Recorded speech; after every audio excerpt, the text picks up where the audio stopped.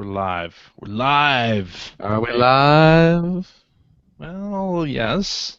Audacity. Let me We're get my live. Audacity. Oh, yeah, open. I should start up Audacity. I got my Audacity set up now, too. Good. Alrighty. And you know what? What's that?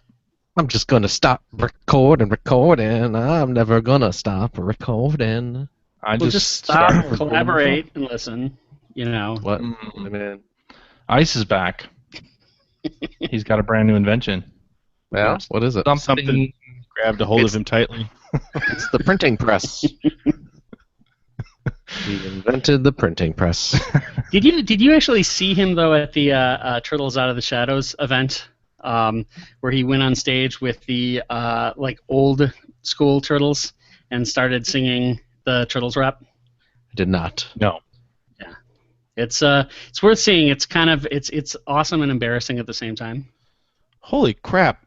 Sorry, there's a Saturn lot on eBay right now. It's 115 inbox U.S. Saturn games. It's gonna be worth a fortune. And there's stuff 115. There's stuff like Dragon Force and Oh, That's a pretty good game. It's a good there's game. all the Virtual Cops and Magic Knight Rayearth, House of Oh. the Mad Dead, 95. House of the Hey. Dead. do you got Panzer Saga? I'm looking. But even with those, this is worth a whole lot. And I mean, that's just a few. Like, there's a bunch of random stuff here too, but there's some notable things here, Yeah. like Myst. Missed. But anyway, there's still some nice stuff there. Man, that would be a bitch to ship. Burning Rangers, Shining also, you'd have Force, to Bomberman, make sure Panzer. You'd have to make sure Mhm. that was carefully protected in its shipping as well, because those Yeah. cases crack easy. That's what I'm saying. Oh, yeah. Anyway, sorry. It happened to be browsing, and that just sort of caught my eye. You know it's a good game? What's that? Saturn Bomberman. That is a That's good a game. great game. I've yeah. heard that. Actually, though, the 360 Xbox Live one that Backbone did was really good too. Yeah. That still had like the 8 players and all that. Well, wasn't Saturn Bomberman 10 players? Can you do 10 player on that? Oh, I guess Yeah. it was. Yeah. Yeah. Yes, it was. With that cool Bomberman multi-tap. Tap. Yeah. What was the like up to date Bomberman that they released? That like Oh god, Act that was Zero. terrible. Act Zero. Yeah, that's right. That was The terrible. the Grimdark one? Yes. The Grimdark Bomberman? Because that's Dark what reboot. everyone wanted. Make Bomberman great again. That's Like- all we ask. Really? Bomberman to be more mature. Oh no, that's owned by Konami though, isn't it? Yeah, Konami. Yeah, you're not seeing that come back. I can't No. wait for the Pachinko version now. Mm. I'm sure they've already done that, right? I mean, there's no news story on it, Yeah. but I'm sure that exists. What's Well, I mean, crazy, it's by like the when way, you go is- to Vegas and see all the weird stuff that you know they've licensed for slot machines. Yeah. Well, I mean, when you Bomberman, look at they the- did Bomberman Pachinko. Bomberman Yeah. DX Pachinko machine. Yes. There you go. Yeah. But CJ, like did you see the trailer of the Metal Gear Pachinko game where it's Yes, like I did. everything looks beautifully up-resed and it's like that's all the more painful that they took the time to do that, but for that. Yeah, it was based on. It was a continuation of Metal Gear Solid 3, wasn't it? Yeah. Yeah. Ouch. That's easy money. That's easy money. For Yeah. they don't even have to like fund a $100 million game. I heard. But But it almost feels like they're trying to piss players off. Maybe if they make a PT slot machine, that'll really piss people off. I heard Adult Swim Games is getting out of the original game market, and we're just going to get like Rick and Morty Pachinko. Is that true? Hey, have you heard something I haven't? I just, was sneaking a peek at your Oh. books. Oh, all right. Well, I have let's- heard Rick and Morty VR though. That sounds cool. Wubba lubba dub dub. All right. That is what he says. That's what he says, yeah. And in the Pachinko game, I mean. Oh, yes. Yeah. That's what I'm saying. Bubba All Lubba right. Dub Dub, please play again. All right. Jackpot. Oh, jeez, Rick. These little balls are going everywhere. There you go. Pretty good. I like it. Thank you. All right. Clap. Let's do it. 3, Clap. 2, 1. It's pretty good. Yeah. Pretty good. All right. Pretty good. Hello and welcome to episode 505 of the Player One podcast for Tuesday, July 12th, 2016. I'm your host, Chris Johnson. With me, as always, a man in Canada who is very sad he cannot catch any Pokemons yet, Mr. Greg Seward. Doesn't affect me in the least. Yeah. I can't tell you how much I don't care that I can't catch Pokemon right now. You got to get with the rest of the world, man. Come on. The Nile ain't just a river in Egypt, Greg. You sheeple, go ahead and catch your Pokemon. Yeah, that's Wait, right. you can catch a sheeple now? Mm-hmm. Number 251. Where's he at? Local park? Fire station. I hope you get mugged. And joining us from California, a man who catches Oreo flavors like some people catch Pokemons, Mr. Phil Theobald. Greg hopes I'm, like, violently assaulted. I didn't say violently. That's weird, man. Well, what one of those peaceful muggings? Yes. Excuse me, good sir. Might I have your wallet, lest I shank thou? Is that what you're hoping for? Is that what you're expecting? Maybe a peaceful robbery is just something we have in Canada. Yeah. Sorry, but if you could just give me your wallet. I love that you think that everyone in Canada sounds like a bad Bob and Doug McKenzie impression. Take off, you hoser. And joining us as well from the great state of California, since Phil's searching for Oreo flavors, we got one Pokemon master here in California, Mr. Ethan Einhorn. Well, I wouldn't say Pokemon Master. I'd say No. level 3 and struggling to get to level 5 so I can see what the rest of the game is like. But it's good to be back. And as I told CJ just before the show, might have to break for 30 seconds or so somewhere in the show so that I can start my son's favorite Batman movie, Batman and Robin, so he has something to do while I finish this podcast. God. You should have him catching all the Pokemons for you. He's enjoying doing that with me too. Yeah, Okay. but You should have the state taking your children away from you, making them watch Batman and Robin. Normally I would say Phil's taking that too far, but I agree. Yeah.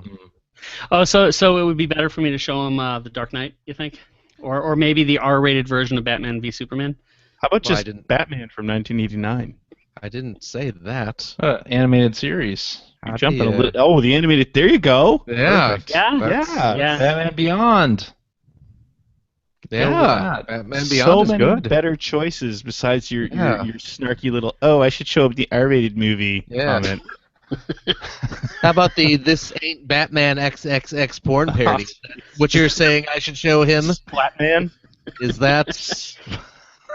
I bet you anything that is a thing. I bet that does exist. Splatman is definitely a thing. My roommate in college had that movie. Oh. Inbox. Was that based on the Tim Burton? Inbox. I assume so. Not saying I didn't watch it. I'm saying I don't remember. You don't remember the story scenes. Yeah, I just watched it for the story. What was it the Jerker? Was the villain? Or the Stroker? I don't remember. I don't know. Because both are pretty good. I just remember the name. Leave me alone. All right. So, you guys would Jerker. Hear about this Pokemon Go thing? Yeah. I'm at level 5. I don't know about the so-called masters here, but yeah, I got to level 5. Well, I did see that my phone pinged when I was in the middle of driving down a very busy one-way street. So maybe if I had pulled aside and tried to step into the middle of traffic, I could have leveled up a little faster. But yeah, some of those locations are set in pretty precarious places. I've noticed, at least around Half Moon Bay. Yeah, I think we'll probably get the first headline this week about a traffic accident caused by Pokemon Go, if it hasn't already happened. Well, they've already got the story going around about the girl who discovered the dead body. That's What? I haven't heard that yet. You didn't hear about that? So fill in our listeners and me, please. I don't remember where it took place, but she was out looking for a Pokemon, and she discovered a dead body floating in a river. Yeah. Yep. Was it in Oklahoma or Kansas? I don't know. Something like that, yeah. The game was telling her to go to a body of water, and she went there. Body in the water. And the headline kind of tells you the whole story with that one. Yeah, really. There's not really much to know other than that. Yeah. Just that she stumbled across a dead body. Yeah. He didn't kill the person. No, and maybe they were out there trying to catch a Pokemon as well. And, that's not funny. Dude, that's not funny. You don't... No. Boy, they really make you go... Oh, man. It's all kind out of funny. For this Magikarp. I mean, I know it's a water type, but under 12 feet of water seems a little extreme. I hate this show. Yeah. Well, so something I had read up on is apparently the reason you see so many of the locations centered around churches is that they're repurposing a lot of ingresses. Because nobody's going to be there? Sorry. No, it's that they're repurposing a lot of ingresses locations, and churches apparently is part of ingress lore. That is interesting to me, that a lot of this is an overlay from ingress. That is kind of interesting. Was ingress done by some of the same people, or yes, Neon Tech. Okay, I didn't know that. Is Ingress, yeah. And I will be back in 30 seconds. So Nintendo's paid for a reskin. Is what we're something like that. Yeah. No. It's a Pokemon's. And hey, it's number one on the App Store and number one grossing. It has knocked off Clash Royale. Wow, that's pretty impressive. That's pretty big news, really. Well, we just lost our person to talk to us about. I'm talking about monetization. About monetization. Oh yeah, this is good. Yeah. Let's move on. So I actually am not playing Pokemon Go because it doesn't work with the iOS 10 beta. The AR stuff doesn't work. I'm on the iOS 10 beta. But also, I'm not. I don't know. It doesn't really appeal to me in particular. Really? Yeah. I just not enough a Pokemon thing. I like the main games, but there's not enough waifus in this for him. There's not enough. No. He can't pretend he's marrying Tracer in this game. That's right. Yeah, I know how it goes. You know all too well. I know your latest obsession. Well. Yes, but the game is number one in top grossing and the number one free download. It shot up there really so is quickly. It, in fear of drawing Ethan back by saying his name 3 times, is there a monetization scheme here? Is it how does it work? How does the game work? How does the game work? For those few of us who haven't played it or are from Canada, how does the game work? Well, you walk around and you throw Pokeballs. Oh God, you throw Pokeballs at Pokemon, and you catch them. And how do you find out where they are? They show up on your little radar. It brings up a map. It looks kind of like a Google Map-ish sort of thing, and as you walk or drive around, you will see little rustling grass animations where Pokemon might be, and if you walk past one, it'll pop up on your radar, and it'll show up you'll actually see it on the map, and you tap it, and then you go into a one-on-one battle, which is where you have your AR, where it actually looks like the Pokemon's in the environment, and you got to swipe to throw Pokeballs at it. But you're just throwing Pokeballs at it until it's caught, right? Yes. There's no strategy. You're just pelting balls. Is there a chance that you can't catch it? Yes, there's a light skill-based element where you have a reticule that's on the Pokemon, and it will become smaller and green, and so there's kind of an optimal window for trying to collect. But it could be that you have to throw many Pokeballs at the Pokemon to be able to catch them. Okay. And so what is sold... Takes a lot of balls. Yeah, what is sold is hard currency, which you can then use to buy Pokeballs, or you can use it to buy a kind of incense that will attract the Pokemon Oh, to so you. you're drugging the Pokemon, is what you're saying. Yes. Yeah, and extra incubator cells and things like that. And what I will say is, while of course I'd love not to see $99 in-app purchases, to the company's credit, if you spend 99 cents, you get 100 Pokecoins, right? And that's without bulk discounts. So it's very easy to keep track of how much things actually cost in real dollars. There's a very clear that's conversion. cool. Which, if you compare what most companies do, it's like Game of War. If you buy 650 coins, that's $5, right? And they do that so that it's you literally need a conversion tool to be able to keep track of what you're actually spending. So I like the direct path that this game took. Cool. Definitely. Yeah. Here's my prediction. What's that? Like Mitomo, in a week's time, or maybe give it like 10 days, when it starts its descent from the number one spot on the chart, we'll start seeing articles that Pokemon Go is a failure. It's not a game, and Nintendo should be ashamed, and they're a failure in mobile and should just go back to. I gotta say, it doesn't sound like a game, but I don't think, just from everything that I've heard, it doesn't sound as bad as Mitomo.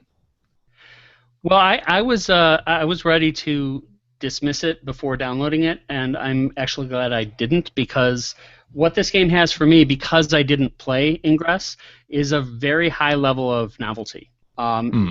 It's really unique. It's something that I haven't ever played before, this kind of AR experience, and it's based off of a pretty polished engine that's been proven, and so despite the locations being in odd places sometimes that are unapproachable or dangerous, the game mechanics itself are interesting. I mean, to be fair, they're really only dangerous if you're in a car trying to do it, really. I mean... Well, no. Because sometimes the locations can be in the middle of a busy street, is what I'm saying. Well, don't try to catch those Pokemon. But how busy? Phil, common sense and Pokemon just they don't mix. Like, if it says that there's a Pikachu in the middle of the road, you have to go into the middle of the road. Well, you know what though, the circle, because it's not just whatever's 2 feet in front of you. You have a pretty wide circle around you. So if there is a Pokemon in the middle of the street, I dare say you could stand on the sidewalk and catch a Pokemon that's in the middle of the street. That's not the realism that Pokemon fans. I'm just saying it's not the zone around you is not that tight that you are forced to. I need to step into the middle of this burning building in order to. So on Touch Arcade. On the Touch Arcade forum, it was funny, though, because somebody in the first couple of pages was saying, yeah, I see that it's lit up in an area that I just can't reach, which is a military facility where I live. So, should I risk getting shot to get the Pokemon or not? Well, if you have to ask that question, I think you already know the answer. Yeah, of course he was being sarcastic. You're seriously not dedicated enough to get all the Pokemon, to catch them all, as it were. That's right. And you see, Greg, the other element of it is that there are gyms scattered around your town. I've heard that, like churches and things like that are gyms. Like my city hall and the library that's near me is a gym. And so you can claim ownership of those gyms by challenging the current gym mayor. The current gym leader, and then you will be. I think it would be great if the mayor of your town was actually the current gym leader at your city hall. I'd vote for that guy. But he would have to be possessed by a haunter in order for it to be true to Pokemon canon, right? Well, boy, they don't explain the game much. I don't get it when you get started. I don't either. Oh, they don't explain the game much. But they tell you to throw Pokeballs at a Squirtle. What's the rest of the explanation? Well, apparently a lot of people are confused initially that you actually have to walk around and play. We have the built-in knowledge, but it doesn't explicitly state that. So you can usually catch a Pokemon where you are, right? But after that, you do have to do some hunting. So it really does kind of let you do your own thing really early on, and that combined with some server drops. There was a window of time in which I lost all of my content in the game. Fortunately, it came back, but I'm sure, CJ, you've also had some windows where you just can't access the game. Well, I haven't been playing because it's not compatible. The AR stuff doesn't work with iOS 10 beta, so. Oh, okay. All right. So yeah, I missed that part. Sorry, but yeah, I mean, it's just going to be interesting to see where we are next week, just because this first week the server was so overloaded for such a significant period of time that combined with being a little arcane might not lead to long-term retention. We'll have to see. Yeah. Well, it's helped Nintendo's stock. I don't know if you saw that as well. It's gone up 10% significantly. Yeah. So that's good. Pokemon Go seems to be a hit. We'll see how it goes in 15 days. Yeah. And how much? What I don't quite understand is the relationship that Nintendo has with this, because it's has nothing to do with their DNA deal, and they're not anywhere on the splash screens or anything. So my understanding of this was more a Pokemon company in Niantic, but does Nintendo have a stake in it? Nintendo is part owner of the Pokemon company. Yeah. Okay. So yeah. They do have a stake in it. It's not a direct stake, but yeah. Well, I guess the more important question to me is, do you have any of the key figures within Nintendo looking at the product and providing guidance or not? Like, I don't know. Like, is Game Freak involved also? Do we know that? Well, I would imagine, yes. Game Freak's also part owner of Pokemon Company. Yeah. Yeah. Okay. Yes, indeed. All right. Well, if you were playing Pokemon Go this week, maybe you heard about some other news that happened, like No Man's Sky going gold. Yes. Yep. Finally. It's happening. It's real. We all gonna play it? The release date August 9th? Is that okay? Which is a lot. Wow, it's really close. That's coming up. Weeks away. Yeah. Coming up fast. Coming up very fast. So there was a picture on the Twitter of him, of the main guy. I forget his name. With the gold master in his hand. So that's pretty cool. Red Dead Redemption. You like that game? Oh yeah. I've never played it. What? Yeah. Well, this is a great time to do it. You never played that, actually. No way I'm fitting that into my schedule right now. You don't have the time. I would love to. I've heard nothing but great things about that game, and I know I'd like it because I'm a Grand Theft Auto, I'm an open world game fan. I thought for some reason you had played it. I might have played it for a couple hours. Yeah. At one point, but it is on sale digitally for $7.99. Right I actually own a copy, but Greg, okay. Yeah. Let me elevator pitch this for you. All right. It's Grand Theft Auto in the Old West, but with cowboys. Everything's better with cowboys. Well, see, there you go. Right. You should play that game then. Now available on Xbox One backwards compatibility. Yep. Well, and I was reading on Eurogamer that they took a close look at its performance, and unlike a game like Mass Effect, or Banjo-Tooie, which both run really badly through the conversion process, apparently this runs more smoothly than the Xbox 360 one. It's a more stable frame rate. And so this one they are saying is, since there's no PC version, the best way to play Red Dead Redemption. So there's no PC version of Red Dead Redemption? No. Nope. Wow. Huh. There is not. Interesting. It's great that the Xbox One finally has this killer app, though, for it. I mean, granted, it's a 6-year-old game. Well, what was the report that sales of Red Dead Redemption went up 6,000% or something? Yeah. Like that? Well, and the thing that's really kind of interesting about that is that they've been able to, they figured out, with Major Nelson and whatnot, how to actually make it bit of a mini event when a game comes back that people have been really excited about. It made the front page of IGN as well. It's it's a big deal, and it's really nice that you don't have to go and buy an expensive new version of it if you already own it. I think that's fantastic too. That's true. I actually thought they were going to do a remastered version, since it was one of the games that people really requested for backwards compatibility, and just wasn't coming out and wasn't coming out and wasn't coming out. I thought for sure we are going to hear news of a remaster or something, but I guess we'll have to wait on that. We may still get it for PS4. And you'd have to wonder if all those copies being sold are new copies. It might actually turn out for games of this profile to be more profitable to do this, which requires zero production dollars, than to actually get a small team to remaster it and get it shipped out. Especially if they're already working on another one, which would be great news as well. Yes, it has been rumored for a long time too. It has been, and I'm still stunned that we didn't hear anything about it at E3 that I was expecting. Yeah. But. Although Rockstar doesn't go to E3, right? They haven't in a while. That's true.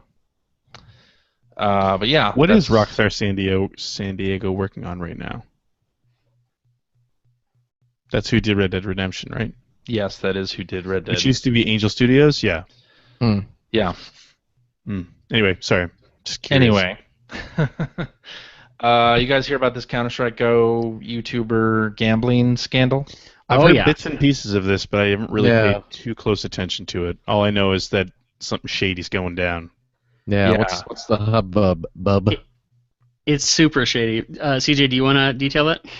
Well, I only know a little bit about it, so if you know more, please go ahead. Okay, yeah, it's kind of crazy, but yeah, I've been following it pretty closely.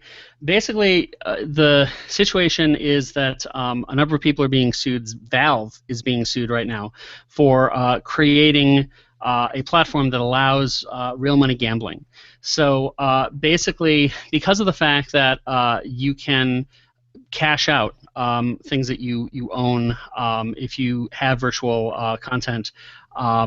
In the Steam store, that has made it so that people have started to gamble skins that are an established value that can go up to thousands of dollars on off Valve sites, right? So you're not actually doing any gambling, on Steam, but you are able to, through an API, connect your account to outside sources so that they have full access to be able to do trades. And so you go to these sites and you gamble skins based on their value, and if you win, and it can be sites that either have you gambling on the outcome of a Counter-Strike Go game, or sometimes it's literally just coin flips, you end up getting, if you win the bet, whatever you put in the pot plus twice that, if it's a 50-50 gamble, for instance, right? Mm-hmm. And then you can go back and sell that and make money because you've just gotten goods that you can actually cash out. So that's the big challenge for Valve right now is that they facilitate and allow the cashing out, which when you cash out, Valve keeps 15% of what you're cashing out. So right. As cash, right? So the big thing though is is that two of the biggest streamers for the game, they as it turns out own one of the most popular gambling sites, which is called CS:GO Lotto, and they didn't disclose to anyone that they owned it. And so they were doing lots and lots of videos on their channel saying, there's a lot of gambling sites. So there's one we really like. It's CS:GO Lotto. Check it out if you want. But we're gonna be doing it here and seeing if we can make some money. And then they would be doing videos where it was rigged to make sure that they would win on camera, and you would see them get really excited, and they'd win like $70 or that type of thing, and there was no disclosure at all that they actually owned it, so they were advertising that and rigging the game, right? And so that combined with the fact that the majority of players apparently for Counter-Strike Go is underage, and you have a big mess in terms of liability. And a recent article that I read that's on Polygon that was interesting said that the only person in this whole mess that had all of the information in terms of the age of the people, in terms of what the trading was going on, all of that is Valve.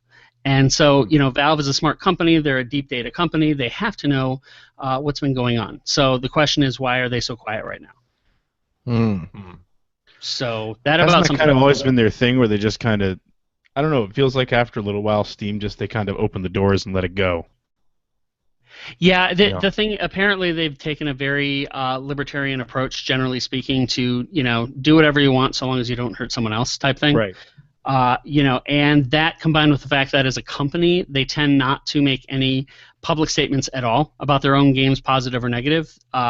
They let the games and products and services speak for themselves as a rule. Yep. Unless Gabe Newell's calling the PS3 a total piece of shit that they should do over. Then they become a little more vocal. But yeah, maybe that's why he's not so vocal anymore. Yeah. Pretty sketchy stuff, especially on the YouTuber side.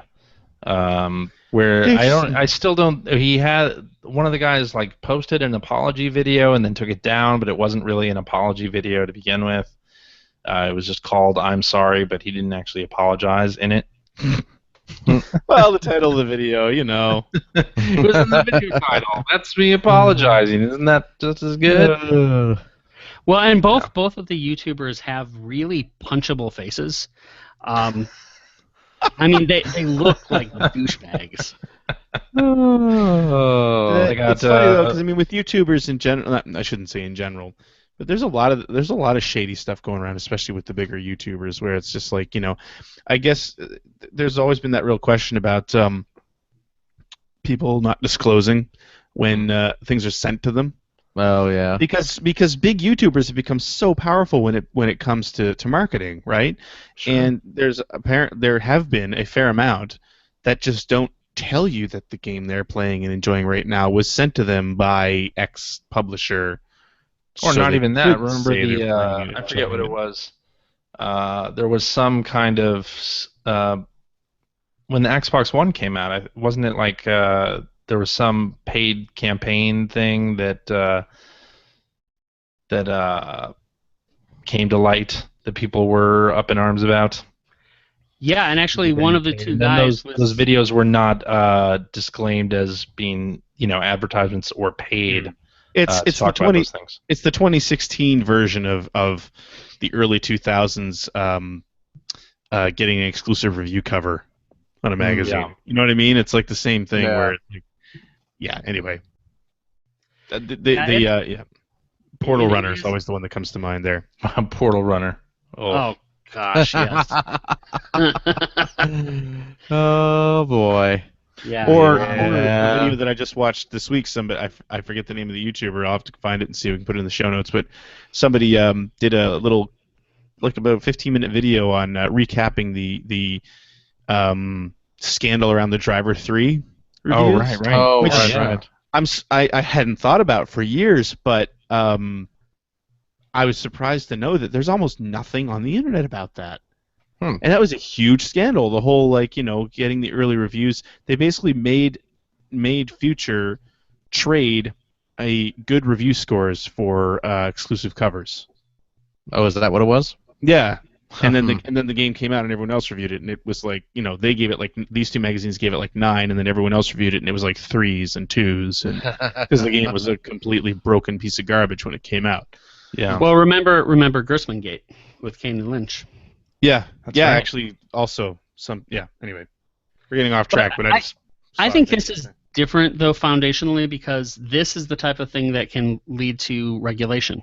And oh sure. And frankly, I know that this is not a popular opinion within the industry. I want regulation. I want greater regulation for this stuff. Whether it's a popular opinion or not, or whether you want it or not, I think that it's a foregone conclusion that it's going to happen because they've been walking this tightrope. For a lot of companies have been walking this tightrope for a long time, where it's they're just pushing a little bit, and now you're really starting to see numbers that tell you that like you said, children, some underage people are being affected by this now, and there's just a lot of shady crap going on. Yeah. That's right. Yep. All right. Well, let's move along to this story, Sony related. Adam Boyes and Nick Sutner have left Sony Okay. in the past week. That's all. Have they said what they're doing yet? I don't think it's related. But Adam Boyes is going back to game development, and Nick Sutner, I don't think he's said what he's doing. I think I think he just said that he's going adventures. for a new opportunity. Yeah. Did Adam Boyes say where he was going? No, I don't believe so. I'm curious if he ends up doing something with John Vignacci, who was the producer, the main dude for Disney Infinity, although I don't think he worked for the company that basically got shut down. But I know that they're old friends. Yeah. So I'm curious if they'll end up working together now. Yeah, I don't know. Nepotism, you say, Greg? Is that what you're accusing? No, here? not at all. I see. Hey, remember when we had dinner with Adam Boyes by accident? Yeah. Like about 3 months or so before the whole PS4 game sharing thing happened. That was kind of crazy. PAX East. With I'm sure we probably crossed paths with him at some point earlier than that too. Rich Grisham. Oh yeah, I'm sure. But yeah, we had dinner with Rich Grisham at PAX East, and it's like, hey, here comes Adam Boyes and Greg Kujawa. Yeah. Crazy stuff. All right. Should we talk about what we've been playing? We've already done a little bit of that. Sure enough. I suppose. Phil, you want to go first? I've been playing some Pokemon Go. The Pokemon Go. How many Pokemon do you have? I don't know, a lot. Okay. A lot. I don't know the exact number. What's your best one? What's the best thing? Is this what it's going to be for the next 2 months, guys? We're gonna whip them out and measure them every week now. Is that what's going to happen? Yep. That's what this comes down to. Let me just load up my phone here. Do you have a Pikachu? Oh my God! Is that Pikachu called Mushroom Head? What is that? What? Sorry, you're showing us. Greg is saying that we're whipping it out. Whipping it out, yeah. It's a clever. I got it. It's clever. Yeah. It's clever. Oh. Yeah. Okay. Pikachu named Bell End. I don't. Let's see. That's clever. That's a victory bell, right? Victory bell. Yeah. There you go. See, that's clever. I have an EV. I have a couple EVs actually. I'm very pleased about my EVs. Yeah. You have a Jinx yet? I do not have a Jinx. No Jinx. I have a Stinks, though. Would you like to hear it? Yeah. Get it? It's a fart joke. Joke. I tried to have a gym battle, but I lost. Oh yeah. Lost very badly. I need That's too bad. Need to level up my Pokemons first. You know what else I picked up today, actually, right before the show? Uh-huh. I picked up for my boy, because it is now cheap at Best Buy. I picked up the Platinum Ninja Turtle game. The much how cheap maligned. is it? It's $30. Not cheap enough. For me yet. Yeah. No, not after hearing how not great it is. Unless Phil, you disagree. What do you think? Did you play it, Ethan? Yeah, I did. Okay. He talked about it on this show. I thought it looked great. Maybe you I heard just about it. couldn't follow what was happening on screen at all. Really? Yes. Have you played Platinum games before? Yes, I've played all the Platinum games. How? Yeah, this is the one that stymies you, huh? This is absolutely the one that I cannot follow the action on screen. The one my 4-year-old's out there playing right now. This is the one that. Okay. So what did you think of it?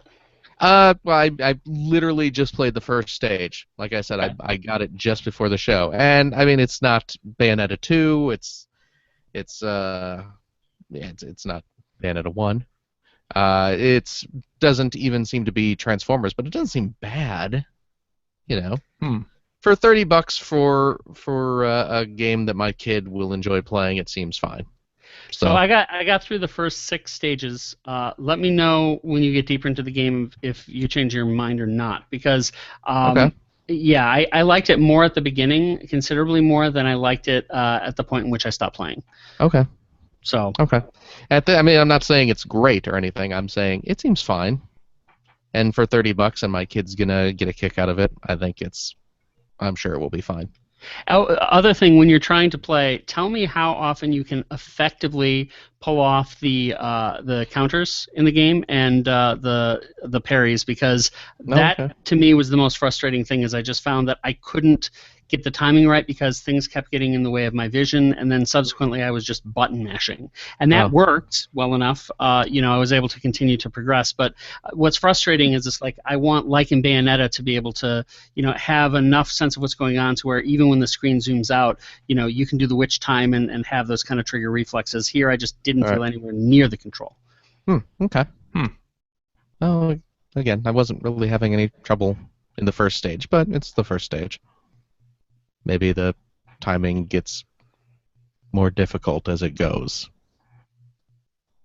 I don't think that's going to happen. All right. I think Ethan's just bad at games. But the game didn't review well. So No. Well, no, I'm not saying it's great. I'm just saying for $30 for my kid, it seems fine. Sure. So. And I picked up another PS2 classic on PS4. Yeah. That came up this past week. Rockstar's The Warriors. Oh, that's a good one. Nice. That was a fun game. Come out. Yeah, it's a really good game. And that's a brawler as well, right? Yes, it is. Yeah. Yes, I still have never seen the movie. I finished the game, but I never bothered to see you the should. movie. I was about to ask if you'd seen the movie because that That's just weird. feels like a movie Ethan has seen. I've not seen it either. It's on Yeah, Netflix, though. I should see the movie. It's fun. It's a really fun movie. Extremely something, but it's fun. I think I read that Netflix or somebody is planning on bringing the Warriors back as a TV series or something. Oh. Don't know about that. It works as its own little thing. You should watch it. Though.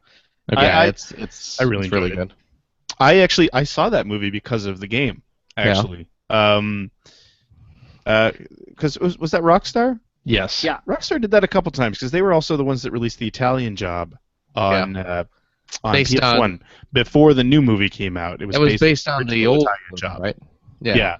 And actually, when they did that as part of their marketing, when they sent out the games, they actually sent out VHS copies because that's how we watched movies back then of the Italian Job. So I'd never seen it before. But yeah, I went and saw the Warriors because that game came out, and then when we were living in San Francisco, there was a theater nearby where Shane and Greg and I were living. Yeah. They would rent out, I think, on Sundays and would play old movies. And anyway, they had a playing of the Warriors, and it freaked me out because, and if you haven't seen the movie, you might not understand this, but everybody showed up with 3 empty beer bottles. And I'm standing there, we're getting ready to go, and I'm like, why the hell is there going to be like a rumble? Is someone going to smash these and start cutting fools or what? But nope, I had 3 empty beer bottles, and go watch the movie and you'll understand why. I know why. Phil knows. Yeah, that's Sounds like funny. everybody came out to play that night. Yeah, that's right. Yeah, that was the 4-star theater, probably. It could have been. I don't remember the name. It's a good movie. Yes. It's a fine film. Go watch it. The version that's on Netflix, though, is it the director's cut?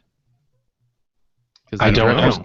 The director's cut is quite inferior to the original theatrical cut. Yes, it is. What is it? Why does it take out the narration or something? Or the director's cut has all these really stupid comic book style interstitials in between scenes that kind of kills the flow of some of the. That's too bad. Some of the fights and some of the transitions and things like that. Yeah.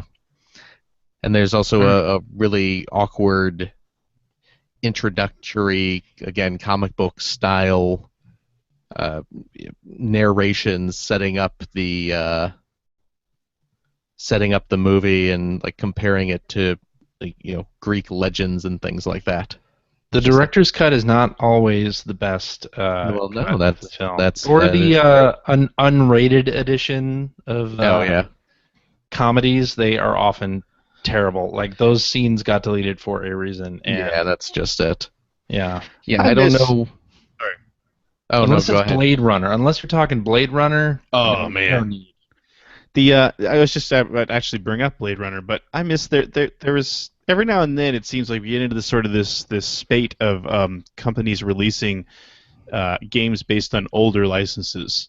Yeah. I kind of miss that because it hasn't happened in a long time. I mean, like you're talking about like the Terminator that happened with the Terminator right around the time Terminator 2 came out. Right. And Rocky. Remember there was an Xbox and PS2 game based on Rocky, and Blade Runner was amazing. The PC game Blade Runner was fantastic. Right. It was so good. Yeah. I used to see a fair amount of that, and then like The Great Escape. I think they made a game for at one point in the early 2000s. Anyway, I missed that stuff. They did a Rocky game for the PS4, by the way. Did they really? What? Really? I think so. You don't know. I just did a search. And the internet says so. The internet says that they made one. I think the internet's wrong. Well, maybe they're wrong. Anyway, I love that stuff. I kind of missed it. Yeah. So, just one of the funny ones that I saw recently, and I would love to know how much money they did not make with it, but there was an iOS game based on Rambo that was a first-person free runner. So you'd be running from Rambo's perspective, occasionally shooting guns, but they had some voice-alike who actually was pretty convincing as a Stallone that would murmur occasional things that just seemed out of tune with the rest of the game, like he'd kill a guy and just go, "Fuck you," or he would say like, "Coming after me," and I'm here to kick your ass and chew bubble gum, and I'm all out of gum. So check that out if you are interested. Apparently there was a PSP game, and there's a Rocky Legends game that Ubisoft did for PS2. Yeah. Okay. Yeah. Not PS4. I was wrong. PS2 we knew you were wrong when you said a little different from figured. PS4. Yeah. Yeah. So is it like Temple Run, but with Rambo, Ethan? First person, yes. Oh, it's first person. Okay. Yeah. Okay. Interesting. Yep. I guess. That's all I've been playing. That's it? Yeah, The Warriors is a fun game, though. Yeah, it is. Alrighty. Yes, see the movie.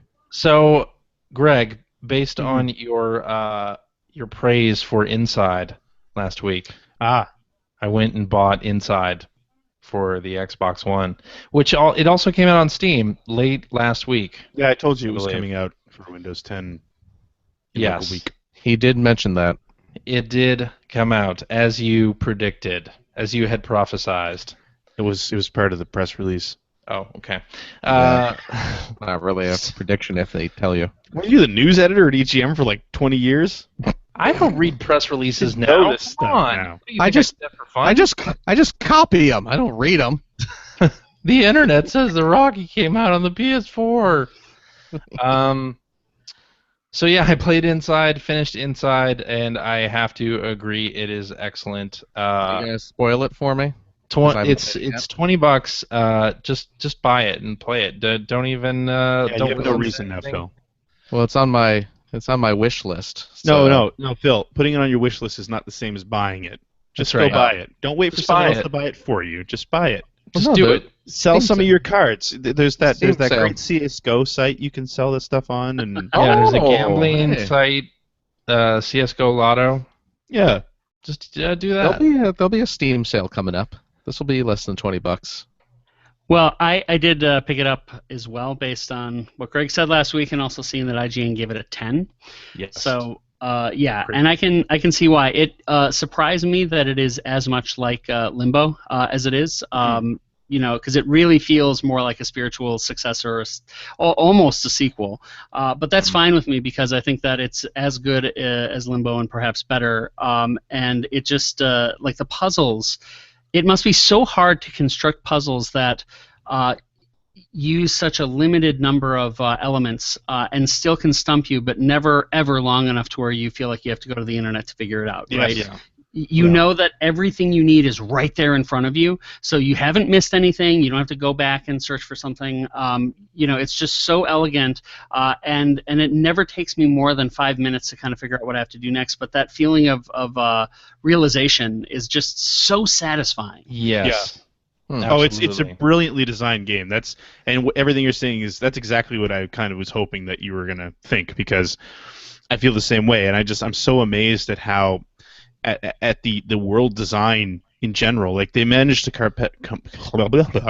compartmentalize all those puzzles, but never make the world feel segmented at all. Yeah. Right. You know what I mean? Like, Well, and as far as I've seen, and maybe it changes because I have only had the time to play the first hour, but I can't wait to get back to it. In the time I played, the character is never named. He never speaks a word, nor does anyone else. And so it's all just atmosphere and mechanics, and is brilliant at both. That's pretty much the rest of the game. so CJ, you finished right? You said that? I finished it, yeah. Although you went back and got everything. I have not done that Yes, yet. I went back and did the secret ending, but I used an FAQ for that. Okay.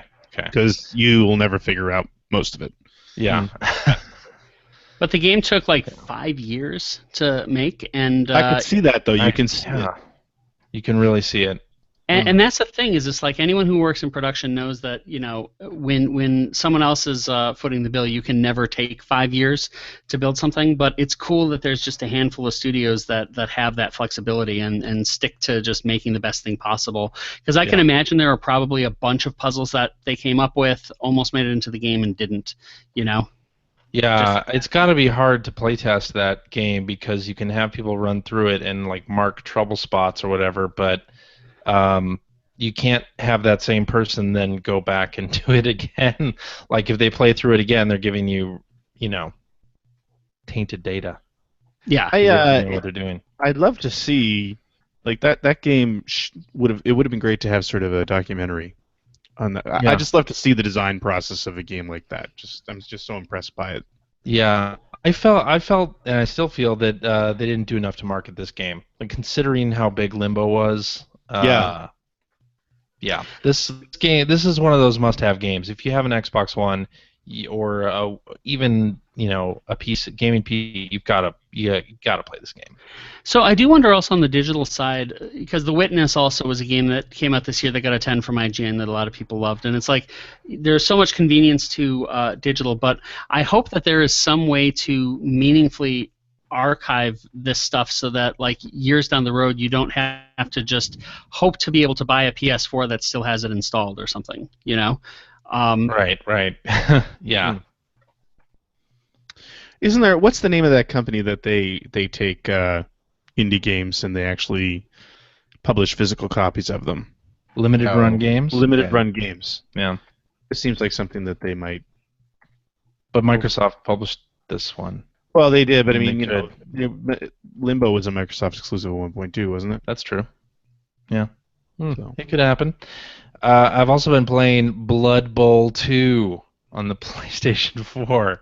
That's right. Because some work friends have like a fantasy league for Blood Bowl, and they're going to start up their season, and we're wanting to know who wants to play, and I'm up for that. Blood Bowl seems like something. It's not real football, so you know. Blood Bowl actually looks really cool. I there were some people I knew that used to play. It's originally a board game, right? Yeah. Yeah. They used to play the board game all the time. It looked fascinating to me, but never really tried it though. It's a turn-based football game. Yeah. It's like Warhammer 40,000 mixed with American football, and it's pretty fantastic. The game on PS4, it's a little bit rough looking, but it's excellent. I like it quite a bit. So that's what I'll be playing for the next 6 months in my league. So you'll probably get to see some of those games if you want. I'll link to them, I'm sure, on Twitter. So there you go, Greg. Hi. What have you been playing? Nothing new this week. I've been playing Shenmue 2. Spending all my time playing Shenmue 2 for another appearance on the wonderful Back in My Play podcast. I actually just started Disc 3 of 4, which changed the game up a lot. I'm actually in Kowloon now, the walled city of Kowloon, which doesn't look anything like it did in real life in Shenmue 2. It's up on top of a big hill, and yeah. Anyway, the walled city. Do you guys? I assume you guys know what Kowloon was. No. Really? You should go look it up sometime. You're not gonna explain it? It was a walled city, and it was basically in like it was some ridiculous number of people living within like a couple of city blocks. Was there an incident that happened there? What happened on the day of the incident? The incident was with the sailors. Oh, okay. But no, you should look it up. It was in Hong Kong. I think it was reclaimed by Hong Kong eventually, but it's a pretty famous city, and it was extremely densely packed and very high. The buildings were very high, and then people just built on to these buildings, and it was just very rickety, and it was just its own little self-contained little world, and it was insane, and I don't know how to describe it. You should look it up. Kowloon. It's gone now, but it was amazing. They tore it down. Oh. They cleared everybody out and tore it down. Who's they? The man. Anyway, it's a major setting. It's a major set piece in Shenmue 2, and it's as far as I ever got when I played it originally, when I played it on the Xbox. So I'm actually kind of excited to maybe finish Shenmue 2 looks like it would be the world's best jet set radio stage. It does. And it had a temple right in the middle of it. Oh yeah? Yeah. Nice. But anyway, you could spend a day or two looking, or you could spend a day or two if you find it as fascinating as I did. But just look it up and sort of read up what you can about it and find some pictures of it online, because it was an amazing place and scary. The only thing that I was playing this week is I have an Everdrive for my Super Nintendo, and so I've been kind of trying out different games for the Super Nintendo and streaming them on Twitch. And this week I decided to play Super Baseball 2020. Yes. Which is a fantastic game on the Genesis. Anyway, I've never played the Genesis version. But really? Yes, the Genesis version was done by a company, or was ported by a company called NewFX, and it was released by Electronic Arts. That's right. The Super Nintendo version was released by Trade West, and of course, Super Baseball 2020 was a Neo Geo game. That's right. A Neo Geo game, and on the Neo Geo, it was awesome. Never played the Genesis version. Super Nintendo version was pretty awful. But yeah, so it's just futuristic baseball. So you're playing baseball with robots and augmented humans, and the field has all this cool has jump pads on it so that the fielders can jump up and grab home runs. It has stop pads where if the ball hits it, it just stops dead and that sort of thing.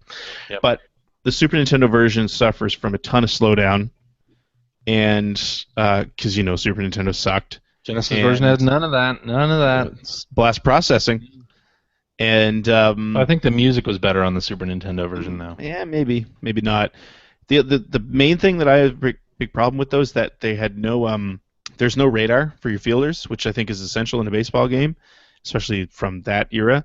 And the fielders would automatically home in on the ball, but as soon as they enter the screen, they stop, and then you're supposed to take control of them. But you never know which direction they're coming from or when they're going to get there. So you don't want to touch your deep. Anyway, it sucked. It sucked. Don't play Super Baseball 2020 on the Super Nintendo. Go for the Genesis version. Or the Neo Geo version. Or preferably the Neo Geo version. Yeah. Is that out on Baseball Stars 2? Baseball Stars? Is that out on PlayStation? No. They did a bunch of Neo Geo games on Do not know. PS4. I don't know. Some patented Player One research. No, it doesn't look like it is. And I'm trying to think, because I bought a bunch of Neo Geo games on the PC. That I don't think that was one of them though. Baseball Stars 2 was on that list, but I don't think 2020 was there. Yeah. Nope. Anyway, that's a shame. Baseball Stars is also good. Baseball Stars 2 is fantastic. That's my favorite baseball game. Yeah, it's a good one. All right, Ethan. You're up. So you guys basically covered off all the big games I've been playing. So Inside and Red Dead Redemption and Pokemon Go have been what's taken up most of my week. The one game that you didn't mention that I did want to bring up, and not many people have access to this, but it's still something that's kind of novel that I'll be blogging about sometime soon, is Oculus Arcade. Have you heard of this? Have not. As soon as it's VR? It is VR. What's interesting about it is Namco, Midway, and Sega have 3 rooms, and you walk into them, and then you walk up to physical arcade machines, and you start playing. In the case of say the Namco room, you walk up, you play Pac-Man, and it is the arcade code of Pac-Man, and you hear the clicking of the Nice. of the joystick moving, right, and the tapping of the buttons as you're hitting it, and you can actually see them being depressed as you look down. But like you actually see the arcade cabinet in front of you, and you can look left and right and see the other arcade cabinets as you're playing. The game that as far as your perspective is concerned, is exactly the right size and shape for the original game. Sold. Yeah, and it looks really, really sharp. I played it on Gear VR, but these games were of course originally kind of CRT, and so they run just fine on phone VR. The one thing though that is utterly bizarre to me is I walked into the Sega room, and that one actually has the most arcade machines, and I was really excited. And then I saw, wait a second, there's an arcade machine Phantasy Star 2? What? There's an arcade machine Shining Force? Huh? Were those games ever released on like Megatech or something? No. Then it turns out I go over to the Virtua Fighter 2 machine, and I start it up, and it's Genesis Virtua Fighter 2. Oh, God. Yeah, and so it's all Genesis, games. It's still kind of neat to see them in that setting, but obviously a little disappointing that it's not arcade code, especially when you like walk up to the Golden Axe machine and it's the Genesis game. Oh, that's lame. Yeah. Good old Sega. So that was kind of a bummer, but the Midway room is cool too, because you walk in and there's like the real Spy Hunter and Root Beer Tapper and all the good stuff that you want. See, that's fantastic, and all that really does is make me pine for that arcade, that virtual arcade that was on the 360. Oh yeah, yes. Game room. Oh my God, that was such a great idea, and it was so. I mean, you kind of knew it wasn't going to last just because you knew the licensing was going to become such a bitch, but. Man, oh man, I would kill something like that. And then you put it in like in a virtual into a VR setup where you can actually get a really good look at the cabinets and decorate an arcade. That would be amazing. Yeah. Yep. Now I'm depressed. So it's fun, it's cool, and again, it's just one of those things that, like watching a movie on that thing where you sit in a movie theater. Right? Ethan, let me ask you a question about Gear VR. So you talked about Gear VR a couple times on this show, and I'm wondering, like, as somebody who owns an iPhone, how do I I'm not gonna switch to a Samsung phone necessarily. But how does one get into Gear VR? What device should people look at, or the headset itself? Like, is there any variance there? Yeah. So Gear VR is people assume about 50% of consumers that are going to be using VR this year are going to be using Gear VR. Yeah. And it's a Samsung. Cheap, right? It's $100. Yeah, the headset's just $100. And most carriers are actually giving it away free. Like if you get a Samsung phone, you get the Gear VR. That's right. I see one sitting in the kiosk right outside my office every day, and I always just sort of like, I'd love to have that. But yeah, it's amazing that it works so well for the $100. Because again, it's built in part by technology from Oculus. So it's actually called Gear VR powered by Oculus. So this is, John Carmack helped these guys build this thing. So it's also where Carmack's work on Minecraft, presented itself first. So the only place you can play Minecraft in VR is on Gear VR. Right. But the way I ended up doing it, I work for a company right now that, was able to expense it all for me, so that's handy. But basically, I got a refurbished non-contract Samsung Galaxy 6 for like $300 off of Best Buy, and then got that along with the headset, and so it was about $400 all in. Okay. So do you connect the controller to it as well? Is that how it works? I guess I should say that's right. Add another $60 to that, because there is what is called a Steel Series Android nice. and PC controller, but Right it on. feels great. It's really, really solid. It's not like a crap third-party type thing. It's Sure. the Steel Series recommended makes one. a lot of great peripherals, especially like they make that really good Apple TV Nimbus controller and a lot of good Bluetooth phone controllers. Yeah, so I've been really happy with that part of the experience. If you don't have that, some of the games you can't play at all, and the ones you can, you have to use a little touchpad on the side of the screen of the headset, which is not very comfortable. Yeah. But yeah, I mean, just about every game does support the controller. The user interface supports the controller, so it's fine is the way to go. I think most consumers are really best off if they can, probably waiting for the PlayStation VR if they don't have an Android Samsung phone. Right. But if you do have an Android Samsung phone, you absolutely should pick up one of these headsets. It's so worth it, and the software is all inexpensive. It's all premium, but everything's $10 or less, right? And there's just so many cool new experiences in that store. All right. I can't wait for my PSVR to show up. October you will love 13th, it. right? You will love it.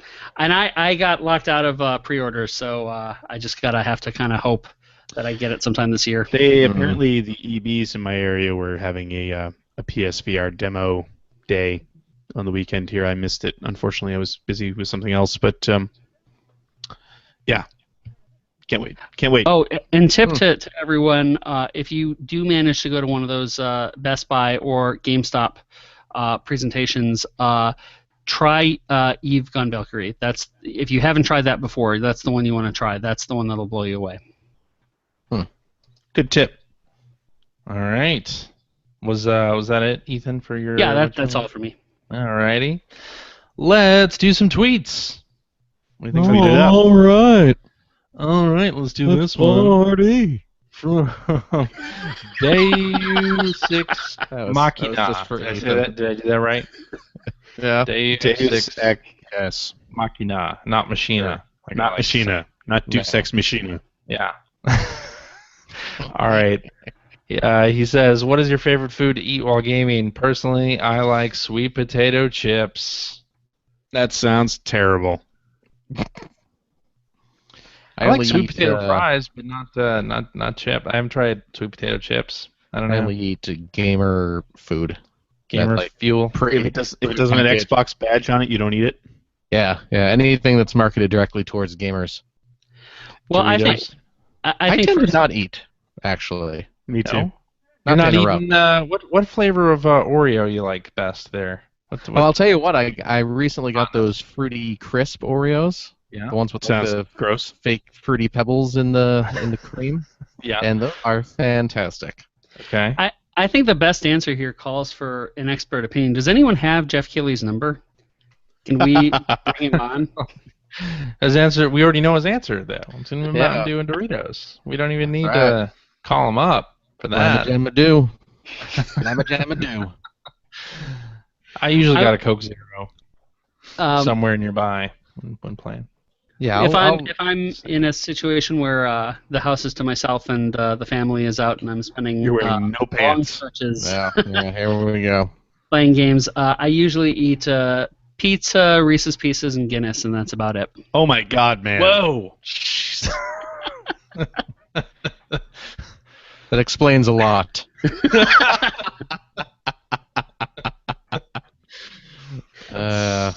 In Quite that a, order, or at once, or are the Reese's Pieces on the pizza? In the Guinness. No.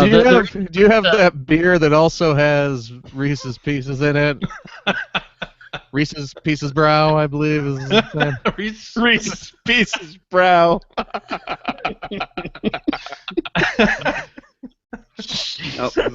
Right. Wow. Yeah, I'll have a beverage while I play a game, but yeah, I don't. You don't eat. I try not No. to eat just because it grimies up the controllers. That's true. Also, I don't know if you guys have noticed or not, but now at our age, man, it's so easy to get fat. That's Yeah, I true. know. It's I just know. like goes straight to my hips. I got to give you guys a tester story, though. There's a tester that I knew of who was upsetting the other testers because he would always like eat these like sloppy burritos that he'd get next door on his shift, and he'd be using controllers, which then he had to hand off to the next person that was on the next shift, right? And it used to always just be kind of greasy and disgusting, and a little guacamole on a controller is a terrible thing, right? So he was told, look, you cannot eat while you are testing, because you're getting your hands all over it. And he decided to come up with a different, what he thought was better solution, where he would still get his burrito, but he would place it on his chest, and he would lean back, and he would just eat it like this, chomping. Yeah, so that he wasn't actually touching the controller while he was eating his food. Yeah. Wow. That's my. Those have been some good burritos. You really had to want it. No, I'm I don't normally snack when I'm gaming anyway, but I can't use a controller that's grimy. Or like the iPad here. My kids use the iPad a lot, and it drives me nuts because when I finally get it, it's just if they were eating anything, there's generally something smeared on the back, or the screen is filthy, and it just drives me up the wall. Like I hate it. I have to clean it before I can touch it. And I'm not like a neat freak or a germaphobe or anything like that. It's just when it comes to controllers or handheld devices, they've got to be cleaned off. Yeah. You got a little bit of the Mark Summers about you. I don't know what that means. Like it's super sloppy? Mark Summers was what's it called when you get freaked out about germs? OCD. OCD. Yeah. So maybe not the best host for something called Super Sloppy Double Dare, but sorry. There's why I don't understand what you're talking about. Not a fan of the Double Dare, are you? That wasn't a thing here. It wasn't? No. And you missed out. You did. That show was my formative years. I'm all about the Sunday slide. Yeah. Was that Sounds during terrible. the kind of I can't believe it's on television, or like Turkey You TV? can't do that on television. Now you gotta get that right. That was a Canadian show. Did you say I can't believe it's on Ethan, television? of course, is Alanis thinking, Morissette. in Ethan's mind, he's just thinking of, I can't believe it's not butter. And if I could get... That's what he puts on the pizza. If I could pour some melted butter in my Guinness, that would... If you pour the melted I can't believe it's not butter over the pizza and then sprinkle the Reese's Pieces on top, they stay right there. But I mean, the thing that's crazy and bad about that idea is like the only reason you would choose I can't believe it's not butter is ostensibly to be healthier. So is that to balance things? No, but that's listen. Speaking as a generously proportioned man.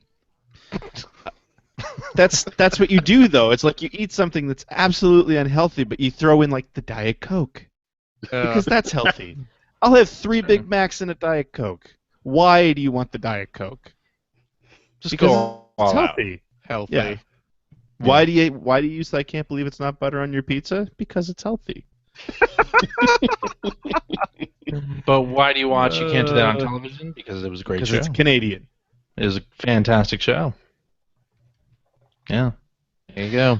All right, Hacker Alias Gaming Tweets 64 says, if you could only play one video game series for the rest of your life, future releases included, what series would it be? The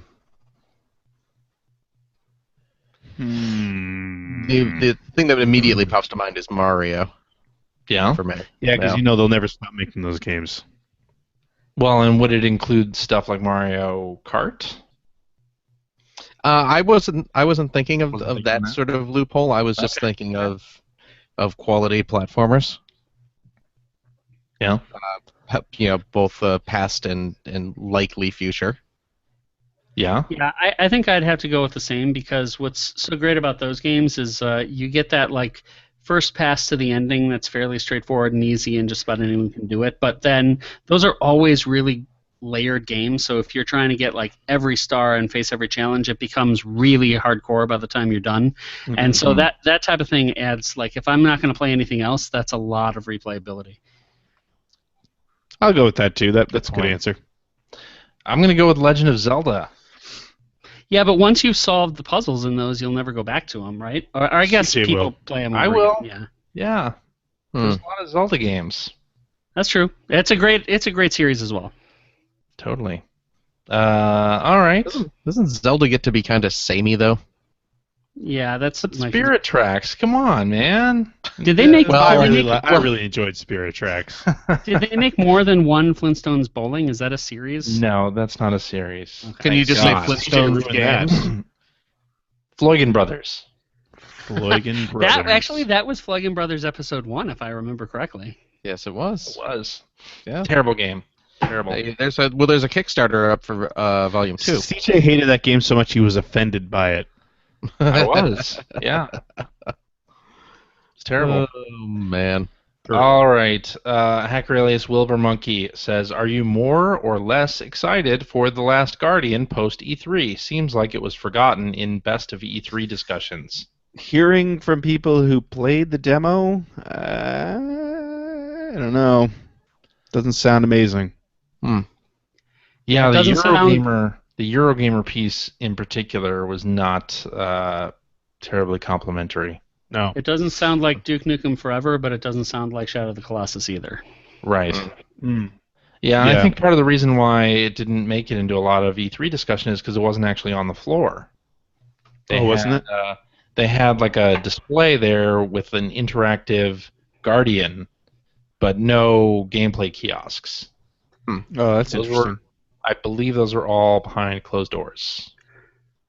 I mean, I still do want to play it, but I'm not like, oh my god, it's finally coming out. Like I don't, and honestly, unless the reviews have been absolutely glowing from E3, I think I feel that way anyway. No, like, even if they hadn't come back and said, it's not that good, it's just been at this point, man.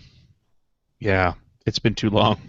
Well, and it feels a little bit like getting excited for a PS3 game delivered late. I mean, maybe an awesome PS3 game, but that's what it was built for, and we know that. Yeah. True dat. All right. Hacker alias Lord Geru CEO says, "If given the option, do you rename characters in games, and if so, what do you usually rename them to?" CJ renames them to Chris. I do. Yes. Especially in Zelda games. Yep. I don't play as Link, I play as Chris. I never do. I never do. I always go for the default names. I rename all my characters Bunghole. What's that name again? Bunghole. Say it with me. Go ahead, Ethan. Say it. Bunghole. No, come on, guys. If I say the whole title, I can say it now. Of course. Beavis and Butthead. You can't say it. Beavis and Butthead. Beavis and Butthead bunghole. Beavis and Butthead bunghole and one. There we go. It takes you a couple For tries. For those who Yeah. don't know, the old PC game Beavis and Butthead Bunghole in One has a title that Ethan has a very difficult time getting through. You can't He say it without laughing. always loses it on the bunghole. Oh. Don't we all? Yeah. But you know what? I will usually, if there is a, if the character has a canonical name, I will leave it as that. I will always name Link, that sort of thing. But if the character does not have, like in the Pokemon games, I will usually just name my character Phil. So. All right then. You guys are lucky you have those short names. I know, right? Mine does too, but Yeah, I was gonna say. not if I want to go. You with all those extra letters, Greg. Gregory Aloysius. So Yeah. in the last Pokemon, I was trying to make a distinction because I was playing with my daughter. So I did in that case change the name to Daddy. and that had Creepy. well, it had an odd effect because the idea was that I was going to play with her and we'd be playing up together, and she'd see my name as Daddy, which makes sense for her, right? But when you're playing the narrative and you get to the first gym leader and he's really acting tough and he's like, "I'm going to take you down, Daddy," it's just it's very strange because all the conversations, every serious character refers to as Daddy. Yeah. So I think I might start doing that. Just for fun. Yeah. Hacker alias Knee First One says, "What do you think of Nintendo doing a GT prologue of Zelda for this holiday? Great way to continue building the hype." Will not happen. It's not going to happen. What? No, doing like a releasing the demo that they had at E3 for the holidays, or some kind of thing before that. I don't think they'll do it. No. Not when they have Star Fox Zero. I mean, what else do they need for the holidays? Well, I know Metroid Federation Force for one. Right. Yeah, they've written off. They've written off this year. I mean, there's outside of Pokemon Sun and Moon. What else is there? Pokemon Go. Yeah, that's iOS. I'm saying for like Wii U and 3DS. Sure. Yeah. Yeah, you're right. Yep. All right, Hacker alias Jeff E. Solomon says, "For CJ, app statistician, how long do you think Pokemon Go will last as a fad? Seems like a very shallow app in the end." Yeah, I think it'll. I think we'll start to see a backlash. 2 weeks, 3 weeks. I want to say. Yeah, Pokemon Go is never good. That's what you'll be hearing. Oh boy. You know what though? I'm going to counter that actually. I think that maybe it's going to have a much longer lifespan than we expect because, unlike Miitomo, which downloaded rapidly, it never got past number 78 in revenue, whereas this one has spiked to the top of the charts, which means that they've reached that small but significant audience that will continue to play. And for the right types of players, this novel experience is something people get into and do play for a long time. Ingress, for that small audience that loves AR games, is something that is absolutely their go-to game. Yeah. Yeah, I know a couple of people who are absolutely addicted to Ingress.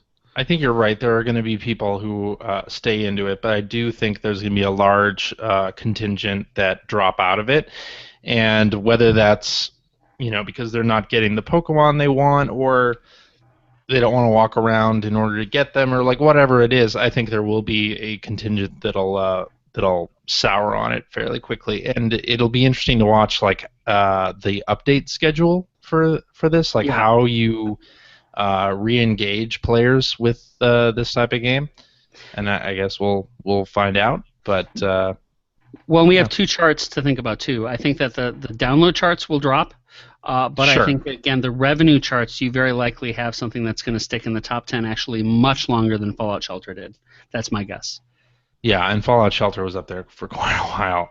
Yeah. For sure. All right. Let's do this one. From Hacker alias The Real D. Vance, who says, "If there was another game made based on a band you enjoy in the vein of Revolution X, what band would you choose?" Foreigner. Pink Floyd for me. I'm going Journey. Let's remake the Journey arcade game. Yeah. That would be pretty fantastic. But a game based on like Dark Side of the Moon or The Wall would be kind of epic. Sure. Yeah, I can see that. Rolling Stones might be good. Yeah. What about a They Might Be Giants game? You could do that. Only if there was an accordion controller. You'd have to have that. Yeah. I'd say Bare Naked Ladies. Well, of course you would. Or Moxie Fruvis. Yeah. Brian Adams. I actually didn't even download the Britney Spears game, so that's not the type of brand that would work. Killing me. Yikes. Yeah. Yikes. Yeah. Alrighty. Should you want to do some more? Let's do one more. One more? Yeah, All right, I gotta finish sure. building this thing behind me. Let's do this one then from hacker alias Rich Grisham. I know him. Shritcham. Yeah. Have any of you played a Tropico game, and if so, what did you think? Currently hooked on Tropico 5 thanks to PS Plus.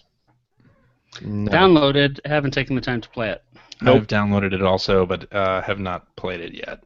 Great final tweet, CJ. Fine one to end it on. Yeah. All right. As When you usual. know your own answer is no, No. and yet you go with it anyway. Yeah. Oh, What are the PS Plus games this month? The Fury game looks kind of interesting. Yep. Hmm. But yeah. Oh, CJ, Tropico yet. Yeah. before we close out, just because by the time we record next week, this will already be old news. Yeah. But I did want to mention as a tail piece.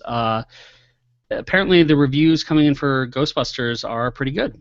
So I have after heard that. all the derision and the angry trolls, this is getting actually some really, really good write-ups. Variety and Hollywood Reporter didn't like it, but outside of them, it's really getting a lot of positive notes. Time Magazine liked it quite a bit.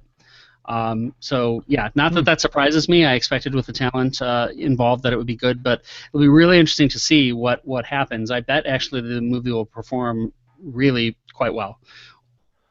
Rotten Yeah. Tomatoes 74%. Yeah.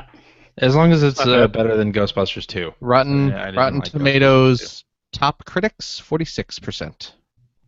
Yeah, a lot of the critics are saying that it is funnier than the original. So, the other thing though, on the side of disappointment, though something that shouldn't be unexpected, did you read the article about the Ghostbusters toys at Target? How they're already I on clearance. In Yes. fact, what was it? The picture was taken. The picture in that article, I think, was taken by Shipwreck from Oh, the interesting. Casino Cast, and they just used his photo Oh, funny. in the article. Wow. Well, Yeah. so apparently, the other thing was there was in the article I read, they talked to somebody from Target who anonymously said that keeping stock after all the products came in after being on the shelf for like a week and a half, they had only sold 3 toys, and they were all like classic Ghostbuster stuff, like Slimer and the Ecto one, and the pack. Yeah. But literally just 3 pieces, sold out of the entire lot. I'm curious, and I don't know how Target sorts its toys or anything like that, but I know, and this is one of the things that absolutely infuriates me about Toys R Us, is of course the boys section and the girls. Yes. Yeah. I'm curious where the Ghostbusters toys were. They're in the They boys were section.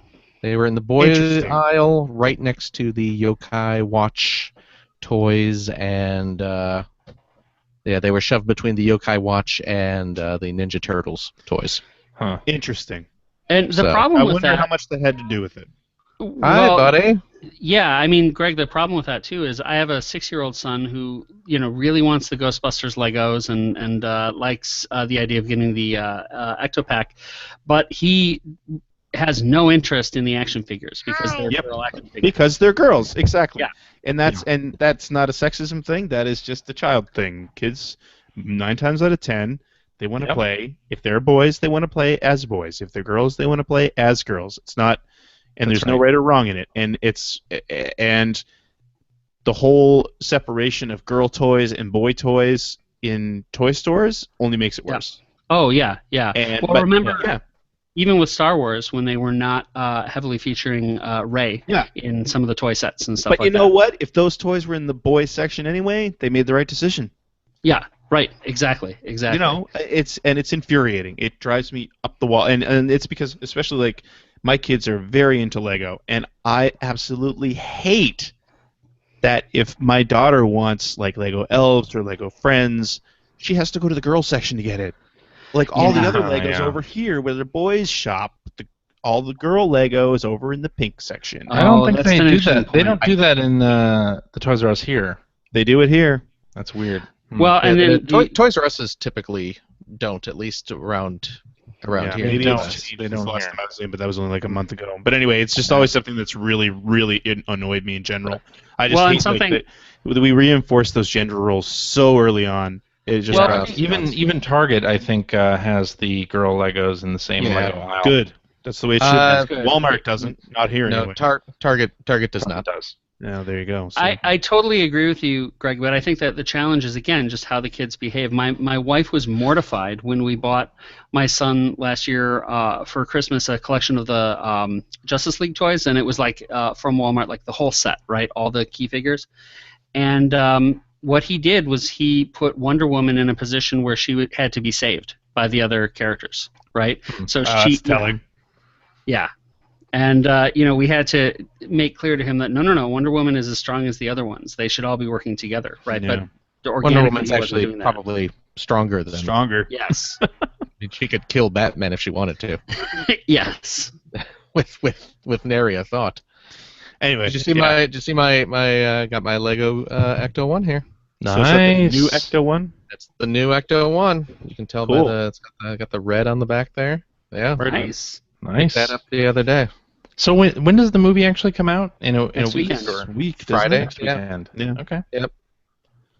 So Yeah, if get it keeps ready. getting good reviews, I'm gonna go see it for sure. Yep. Yeah, I'll go see it. You're... I'll go see it. Uh-huh. All right, we done? I think we're done. All right. Alrighty, and that is our show for this week. Thank you very much for listening. If you have a question for us or would like to comment on something you heard, you can direct to that to @P1Podcast on the Twitter, or you can go to our internet website at player1podcast.com. There you'll find our contact information. You'll find blog entries about Sega CD stuff from Mr. Seward. Working on a new one. Nice. Generation 16 episodes. Working on a new one. Oh, yeah. And you'll find a message board where you can discuss this episode with us and our other listeners. If you'd like to subscribe to the Player One Podcast, you can do so by visiting player1podcast.com or by going to the iTunes Music Store. While you're at the iTunes Music Store, you can also invest $1.99. Cheap. Pick up the Player One Podcast iPhone application. It gives you one-touch communication with us via the emails, the Twitters, what have you. You also have all of our episodes ready to stream right to your listening device. And hey, Android cell phone telephone users, the Player One Podcast iPhone application is available for your listening device as well for that same $1.99. Also cheap. Find that right over there at the Amazon Android Marketplace. You can also see us on the Stitcher Radio. You can like us on Facebook. You can see archives of our shows and watch us live most weeks on the youtube.com/P1 podcast. And if you like what you've heard, and how could you can head over to patreon.com/P1 podcast.